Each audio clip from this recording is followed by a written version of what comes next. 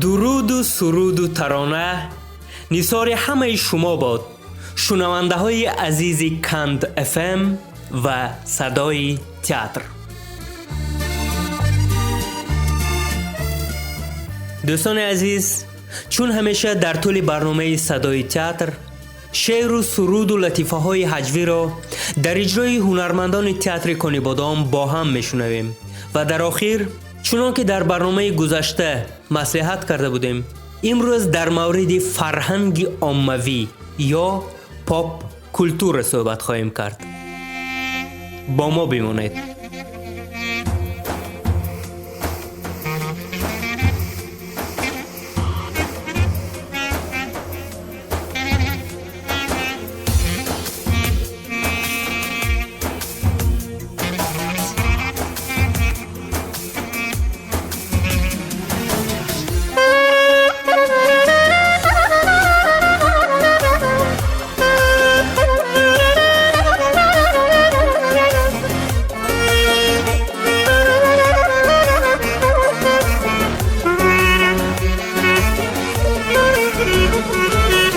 در جهان آدم با آدم دل سیاه از بحر پول، کینه و خشم و عداوت دایما از بحر پول، یکدیگر از یکدیگر دایم جدا از بحر پول، روز و شب جنجال و جنگ و ماجرا از بحر پول.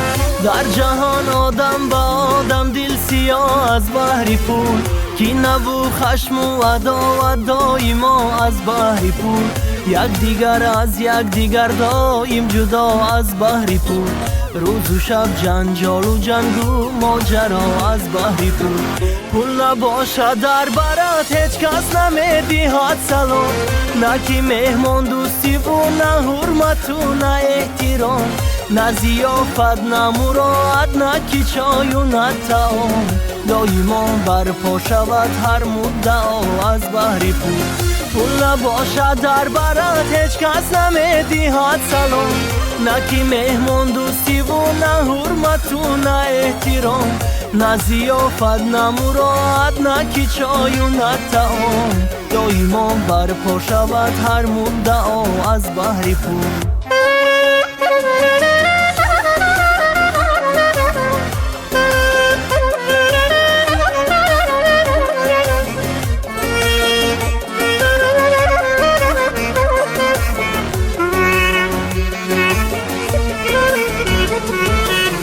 قامتی خم گشته را پول میکند شاهی جهان، گر بقاشد موی نباشد پول کند ابرو کمان، بدنما باشد اگر روید به بالاش پول بیما، در نظر زیبا شود هر بدنما از بحر پول. قامتی خم گشته را پول میکند شاهی جهان، گر بقاشد موی نباشد پول کند ابرو کمان، بدنما باشد اگر روید به بالاش پول بیما، در نظر زیبا شود هر بدنما از بحر پول. دوستی جانی دوستی پول هیچ وقت نگردد در جهان، فرقی دوست و فرقی پول را از همه افضل بدان، سیر شود انسان زی آبی قطره و یک بردنان، بحر این الله بگفت هر خیل خطا از بحر پول. دوستی جانی دوستی پول هیچ وقت نگردد در جهان، فرقی دوست و فرقی پول را از همه افضل بدان، سیر شود انسان زی آبی قطره و یک بردنان، بحر این الله بگفت هر خیل خطا از بحر پول.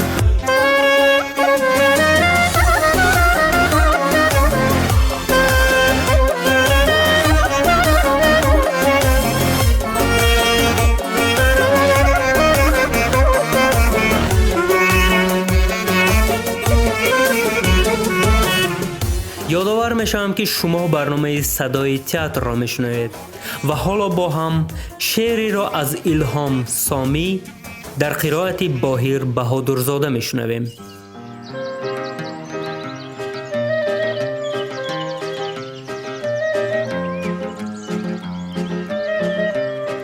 دیوانه و دلبسته اقبال خودت باش، سرگرم خودت، عاشق احوال خودت باش. یک لحظه نخور حسرت آن را که نداره. راضی به همین چند قلم مال خودت باش. دنبال کسی باش که دنبال تو باشد. این گونه اگر نیست به دنبال خودت باش. پرواز قشنگ است ولی بیغم و منت. منت نکش از غیر، پر و بال خودت باش. 100 سال اگر زنده بمانی گذرانی. پس شاکر هر لحظه و هر سال خودت باش.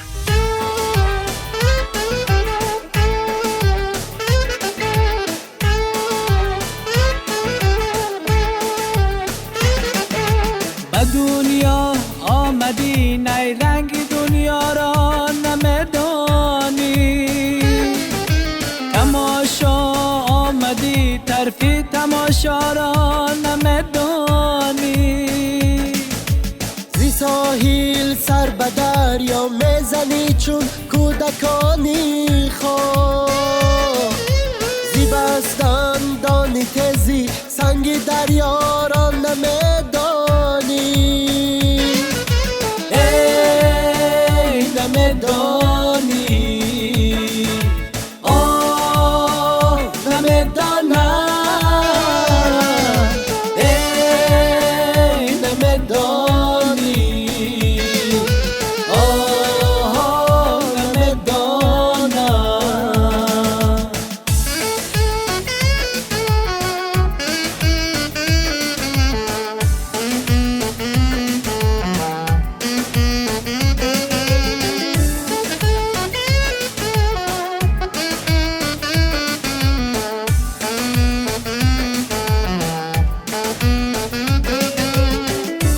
طفلی سهلنگار زیگردون ماهی تابان را.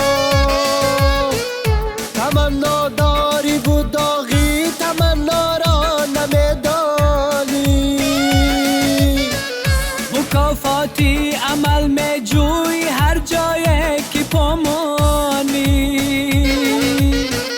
بله در هر قدم مرگی مفاجران نمیدانی. ای نمیدانی، آه نمیدانم. ای نمیدانی، آه نمیدانم.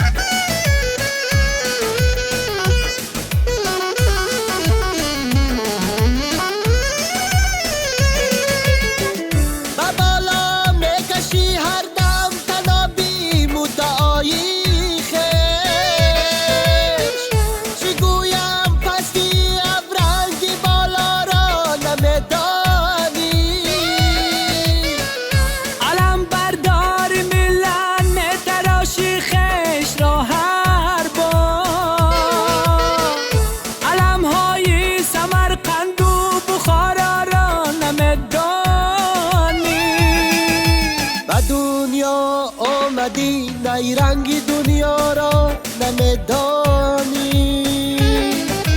تماشا آمدی طرفی تماشا را نمیدانی.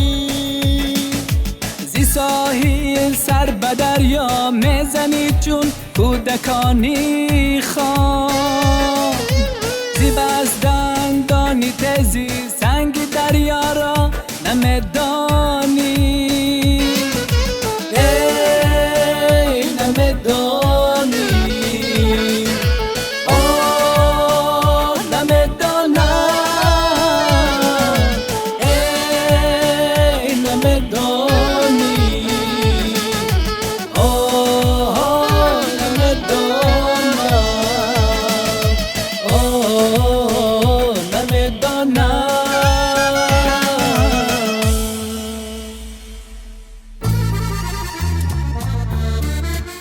سباستیان کاربر در مورد فرهنگ میگوید مصوره نمیتواند تیر را باز دارد، اما آن تیرانداز را باز داشته میتواند.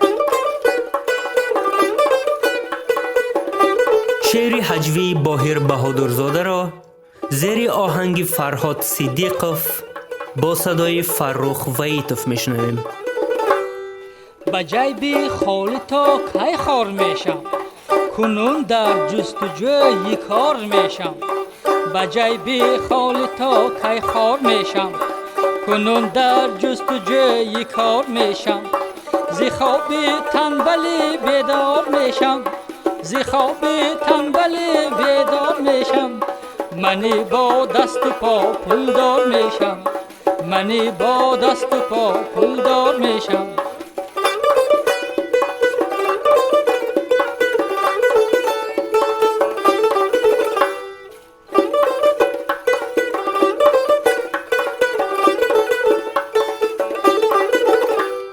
زنک جان زق نشو پول می بیارم، نشد ایون در ایول می بیارم.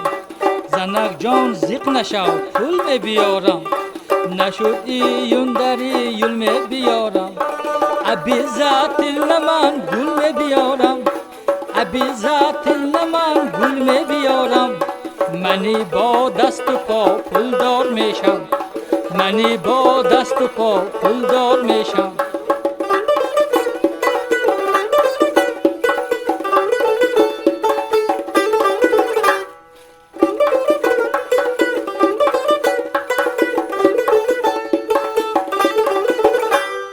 کردیت های خود را می سپارم، از این پس خوب می شد روزگارم. کردیت های خود را می سپارم، از این پس خوب می شد روزگارم. من آخر مردکی خوب به آرام، من آخر مردکی خوب به آرام. منی با دست و پا پولدار میشم، منی با دست و پا پولدار میشم.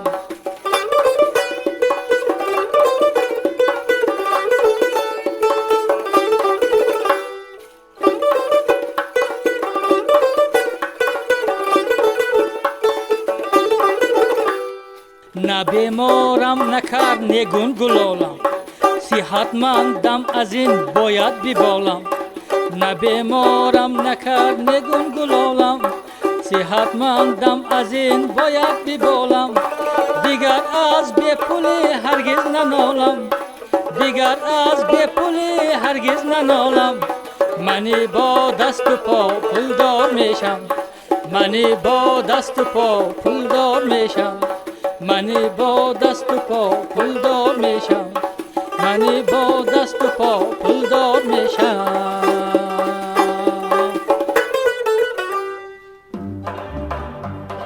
باید با هم بشنویم که فرخ وحیدوف و غیرت قادروف برای این هفته چی لطیفه های را آماده نمودند.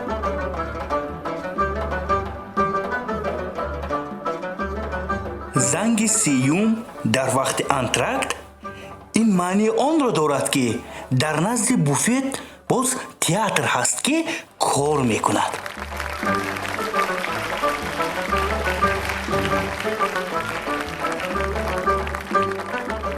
وی مردم آدمو او با من مصلحت شما در کار، مصلحت شما ضرور به من. همین نقاب یک کرتم در 2 هفته دارید. شما چی مصلحت میدید؟ من این را چیکار کنم؟ دوزم یا کلی کنم؟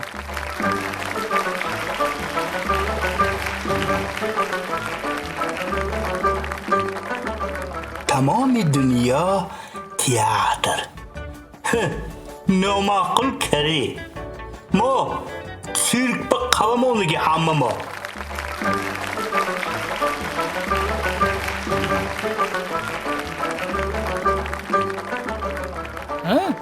دخترم در کوچه ها بی نقاب میگشتید؟ شرمنده.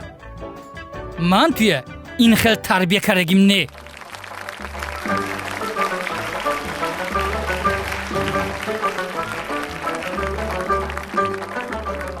زندگی این تئاتر بود است. این خیلی باشد چوه ایچ که ما به سناریه نداد؟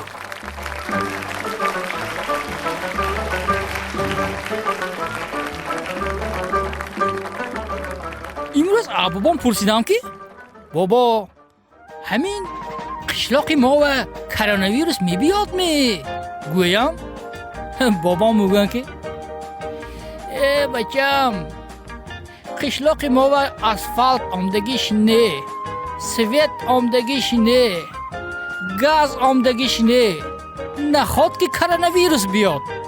قزق گام مزنیده.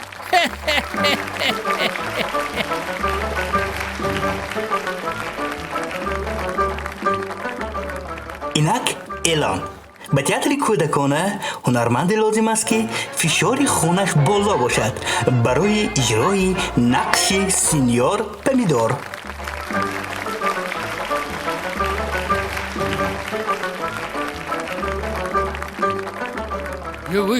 حاضر مبین شهرنده یک راننده ابله روی 190 کیلومتر ماشین پرانده حرکت ساخت.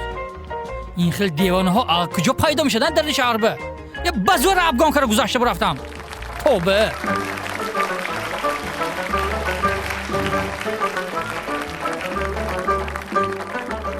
در تئاترهای یونان قدیم مخصوص کارمند کار میکرده است که نفرانی که در رفت نمایش گم میزنند و به هم خلال میرسانند با چوب لغز کرده میزدیند.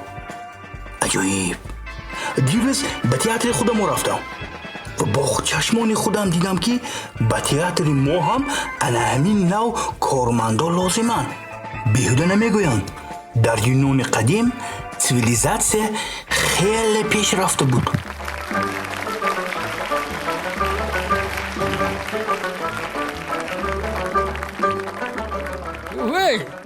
ما اکنون دست شده گشتن میگیریم می؟ ها بازی کردن از کی ممکن؟ یه؟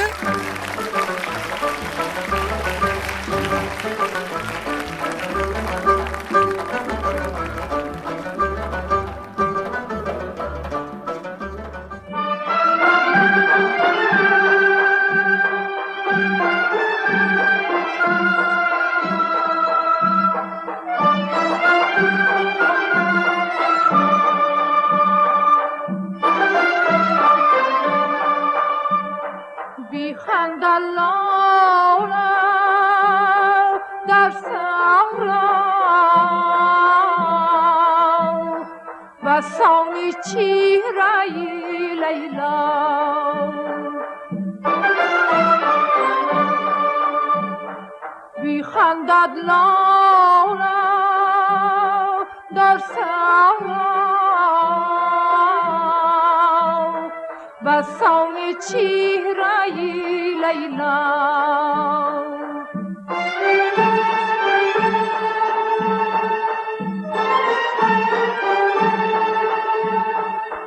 بگرید برگرد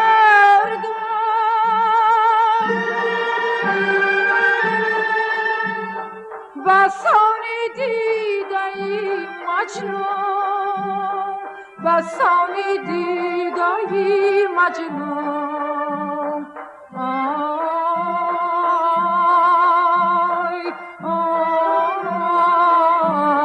آی بسان دیده مجنون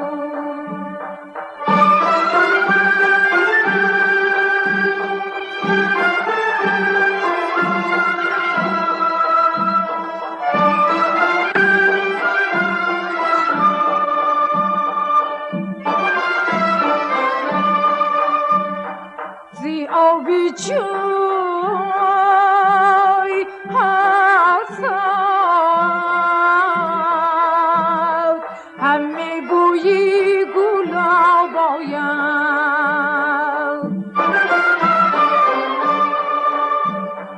زی آبی جای حسد همه بوی گلاب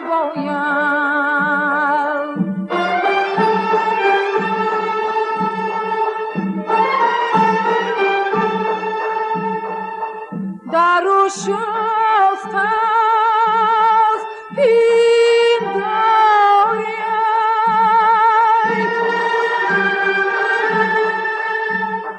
نگاری من روحی گلگون نگاری من روحی گلگون آی آی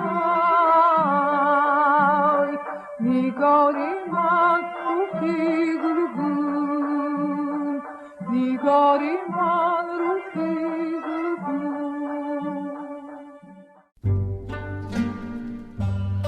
فرهنگ باید صفت زندگی ما را بهتر، پرتر و جالبتر کند.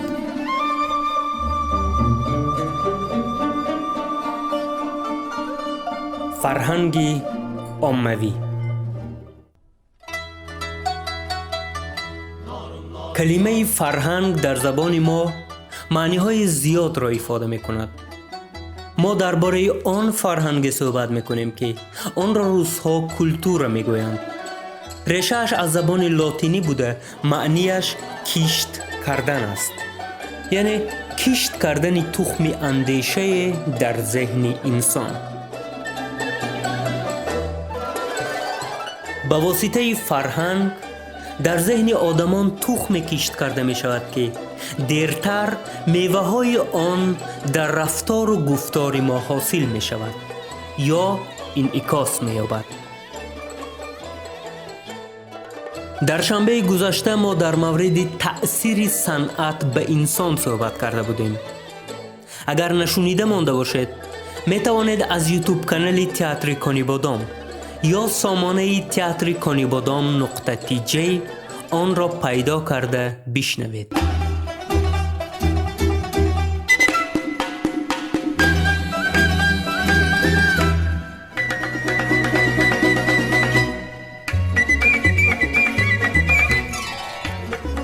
فرهنگ همه آن چیزهایی است که از طرف انسان آفریده شده همزمان انسان را می سازد. فرهنگ عامه یا فرهنگ پاپ این فرهنگ عاموی، فرهنگ اکثریت، فرهنگ زندگی، فراغت و اطلاعات است که در جامعه معاصر برتری دارد.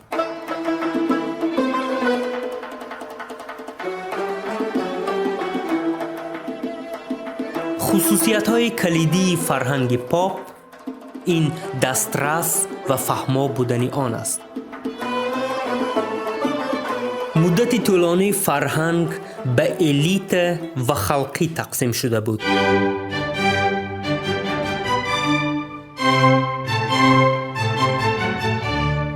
فرهنگ کلاسیکی همان میراث برگزیده است که برای مردم عادی نافهما بود و هست.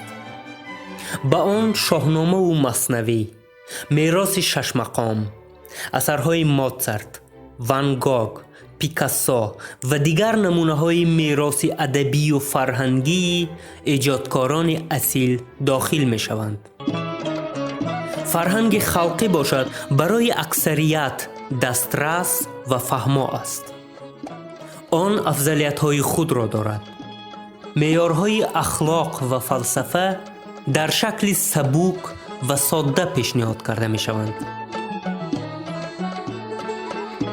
در آخر عصر 19 و آغاز عصر 20 یک چیز بین فرهنگ های خلقی و کلاسیکی پیدا شد که آن را فرهنگ عاموی یا پاپ کلتور نامیدند. آن مثل فرهنگ کلاسیکی عمیق و مرکب نه و البته مثل فرهنگ خلقی آنقدر ساده هم نیست. دیشبی بود که رنجیدنی دارم آمد. سازندگان این فرهنگ تا امروز برای نگهداری صفات و مندرجه تلاش میکنند و همزمان آن را برای همه دسترس و فهما نگاه میدارند.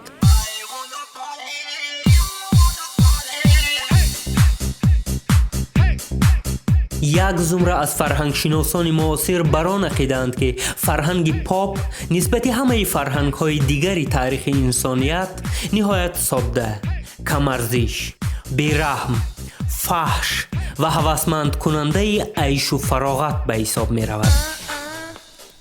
همه ما شاهدیم که در طول 12 ساله اخیر پاپ کلتور غرب و روسیه که به ما بی تأثیر نیست در برابر خیلی رشد کردن به پسترین سطح اخلاقی و معنوی رسید. اکنون همراه پدر و مادران یا فرزندان فیلم، سریال یا برنامه‌های تلویزیونی را تماشا کرده نمی شود. به یاد دارید که طریق تلویزیون و رادیو و شبکه‌های اجتماعی چی چیزها را رکلام، کدام موضوعها را بررسی و کدام نمود زندگی را تبلیغ می کنند. رشد با سرعت تکنولوژی همه چیز را تغییر داد. اکنون هر نفر می تواند ستاره درخشان استراده، رادیو و تلویزیون، سینما و یا اینترنت باشد. و برای این عقل و دانش و هنر و استعداد داشتن شرط اول نیست. حسن، تقوا، پول، خریزما و خواهش کافی است. و دارنده یکی از اینها می تواند دقت همه را جلب و ذهن همه را اداره کند. اکنون هر نفری که در سرش آرزوی ستاره شوی پیدا می شود و کیسه‌اش اجازت می دهد فیلم می سازد، سرود می سراید و ستاره می شود. به ذهن ما و نزدیکانمان تأثیر می رساند و هیچ کس پیش راه او را گرفته نمی تواند بجز از خود ما. تا آن زمانی که محصولات ایجادی سطحش پست را گوش و تماشا می کنیم، نه تنها برای افزایش آن فضا مهیا می کنیم، بلکه برای پست شدن سطح و صفت معنویات و طبع خود و نسل آینده مساعدت می نماییم. زیرا تا آن زمانی که ما آنها را گوش می کنیم، آنها ایجاد خواهند کرد. تا آن زمانی که نیاز به شعر مندرجه‌اش بلند پیدا نمی شود، شعرهای پست صفت صدای بلند خواهند برآورد.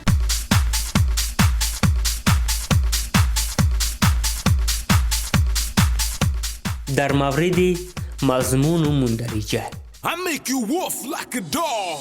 Woof, woof. عالمان انگلیس معین کردند که فرمولای زود مشهور شدن موسیقی های پاپ محض در ترکیب ساده و زیاد تکرار شونده متن به الیمنت های موسیقی آن است. یعنی در یک سرود یک اندیشه کوچک با کلمه های ساده و الیمنت های ساده موسیقی چند مراتب تکرار می یابد و در نتیجه مغز به آن به زودی عادت می کند.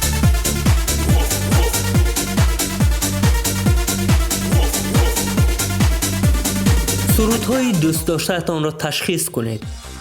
اگر در آغاز، مابین و آخر سرود هنوز هم ترکیب متن، آهنگ و ناله ها تکرار می یابند و فکر و موسیقی از جای به جای نمی رسد، پس یقین دانید که ضرر آن بیشتر از منفعتش است.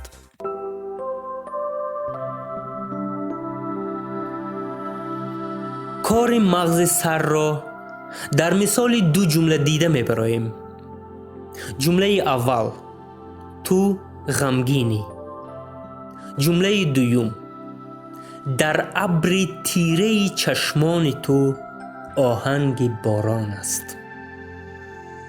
این دو جمله که یک معنی را افاده می کنند، اما برای مغز سر این دو کار گوناگون است.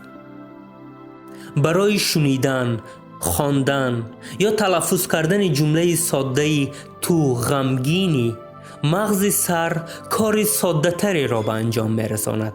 اما شنیدن، خواندن، تلفظ کردن یا فکر کردن جمله مرکبی در ابر تیره چشمان تو آهنگ باران است و کارکرد کردن آن مغز سر کار خیلی دشواری را به انجام میرساند.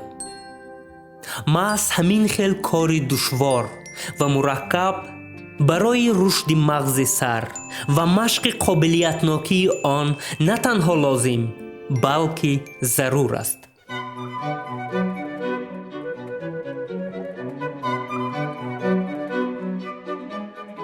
در ابر تیره چشمان تو آهنگ باران است.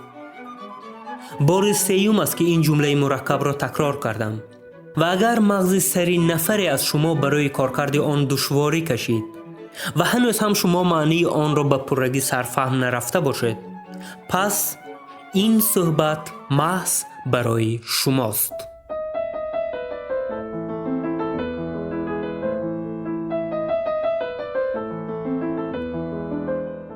علم کیها اثبات کرد که مغز سر اساسی ترین و مرکب ترین عضو انسان بوده. تمام فعالیت ما، راه رفتن، نشستن، خستن، خوابیدن، خوردن، فکر کردن، گفتن، شنیدن، دیدن، عموما تمام فعالیتی که ما به انجام میرسانیم تا خردترین عمل مغز کار کرد و اداره میکند و سطح و صفت و ترکیب و مندرجه زندگی ما از سلامتی، قابلیت کاری و ترکیب اطلاعاتی مغز سر وابسته است.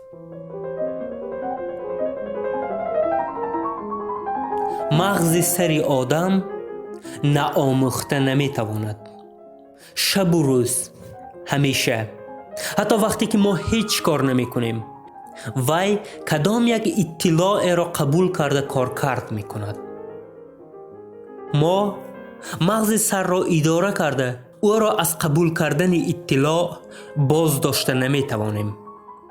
یگانه کاری که کرده می توانیم این کنترل کردن هر چیزی که می بینیم، می شنویم، لمس می کنیم و شاهد می شویم.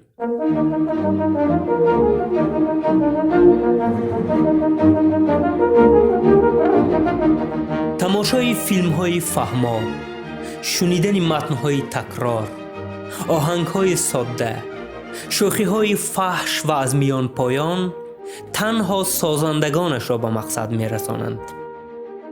آنها پول کار می کنند. ما باشیم فیلتر اخلاق را از کار می براریم و قابلیتی به انجام رسانیدن کارهای مرکب را از دست می دهیم. من کسی را به چیز گناهکار و متهم نمی کنم. هدف یگانه هم آگاه کردن. باقی انتخاب از شماست.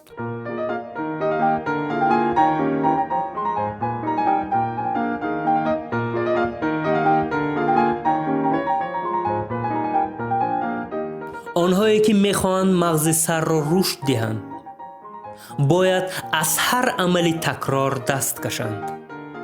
کارهای هر روزه را به شکل و راههای گوناگون به انجام رسانند. شنیدن سرود و آهنگهای هرخیله، خواندن متنهای مرکب، تماشای فیلمهای مرکب و نمایشهای تئاتری قابلیت کاری ذهن را قوی و روان و باطن انسان را بای می کند.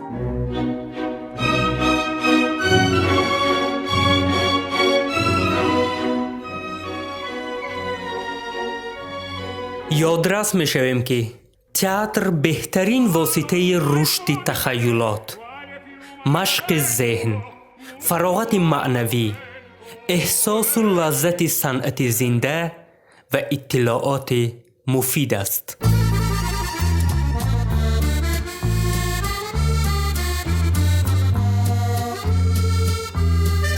اگر در مورد صحبت امروزه یا برنامه صدای تئاتر اندیشه یا پیشنهاد داشته باشید، به سامانه تئاتر کنیبادام.tj درآیید و به ما بنویسید.